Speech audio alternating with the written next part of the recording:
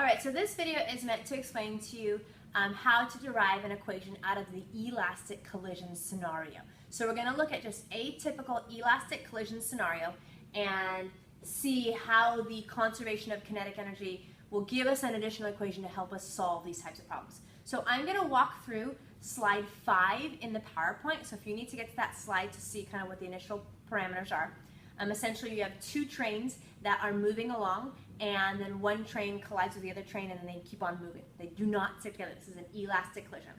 So if I were to set up my before and after, before, in this scenario, I have both cars moving. So I have M1 V1 initial plus M2 V2 initial, and then I also have my other one of my final M1 V1 final plus M2 V2 final. And conservation of momentum says that those two must be equal to each other.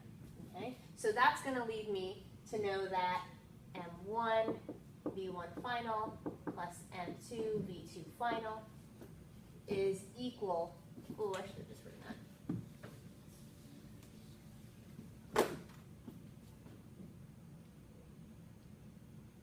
All right, so this video is meant to go over an elastic collisions example, and through this example, we're going to derive an equation that's going to be very useful for us in solving future elastic collisions problems. So the problem that I'm going to be going through is on slide 5 on the PowerPoint. It's colliding trains elastic, so you might want to pause the video, make sure you have that kind of there to see, and to see the initial parameters. Essentially what's happening is you have two cars, they're both moving along, they collide, and they both keep moving, but they're moving separately. This is an elastic collision.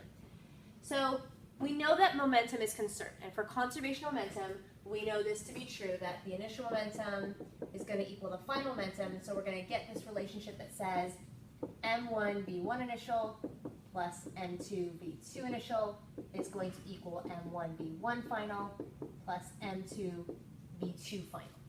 Okay, so that's my conservation of momentum. But in an elastic collision, kinetic energy is also conserved. So that means my initial kinetic energy is going to equal my final kinetic energy. That equation is a little more complex in that it's going to be 1/2 mv1 initial squared plus 1/2 m2 v2 initial squared is going to equal 1/2 m1 v1 final squared plus 1/2 m2 v2 final squared. So that's my equation for conservation of kinetic energy, and we can simplify it a little bit. Every single one of these terms has a 1/2, so I'm going to get rid of them. The next thing that I'm going to do is I'm going to get all of my mass 1 terms onto one side of my equal sign. So right now I have a mass 1 and mass 2, and on this side I have mass 1 and mass 2. I want to move my things around so that I get everything on one side. So I'm going to bring this mass 1 V1 final squared over here. I'm going to bring this mass 2 V2 initial squared, and I'm going to bring it over here. So that means I'm going to have it say M1 V1 initial squared minus M1 V1 final squared. And over on this side, I'm going to bring this one over. So this will be M2 V2 final squared minus M2 V2 initial squared. Okay? The next thing I'm going to do is I'm going to factor out the mass, because now I have everything on this side in terms of mass 2, everything on this side in terms of mass 1. So when I factor out the masses, I'm going to have mass 1 times V1 initial squared minus V1 final squared is equal to M2 times V2 final squared minus V2 initial squared. Now here's where it gets a little tricky. And I realize some of you are thinking, oh my gosh, Ms. Pierre, I would never think to do this on my own. That's why I'm teaching you this, so that you know how to do this. And actually, we're going to derive an equation, and once we get that derivation, we can just start with that equation. So I have this conservation momentum equation. I have this conservation of kinetic energy equation. Now, if I need to do the same thing for this guy, I'm going to take this equation, bring it down here. But I'm going to do the same thing. I'm going to get all my M1 terms on one side and all my M2 terms on the other side. So that's going to look like M1 V1 initial minus M1 V1 final is equal to M2 V2 initial. Sorry, M2 V2 final minus M2 V2 initial. I'm going to do the same thing, factor out the mass. This is going to be M1 V1 initial minus V1 final equals M2 V2 final minus V2 initial. So I essentially have two equations here. This is going to be my starting point, okay?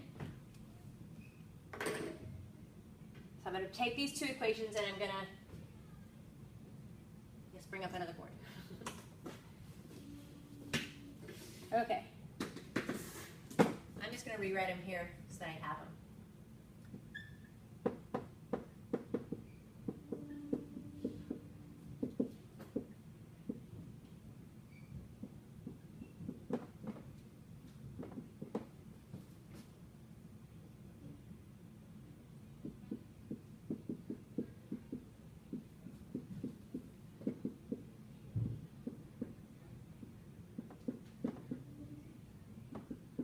Okay. Now, I'm going to show you a little trick.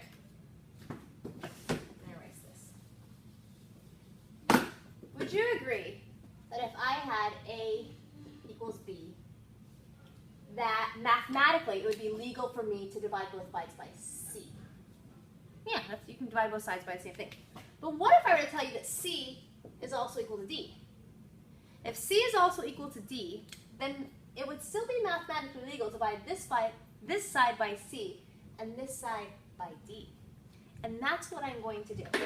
I'm going to say that like this is my A, this is my B, this is my C, and this is my D. And I'm going to do the same thing I did here, but I'm going to do it with these equations.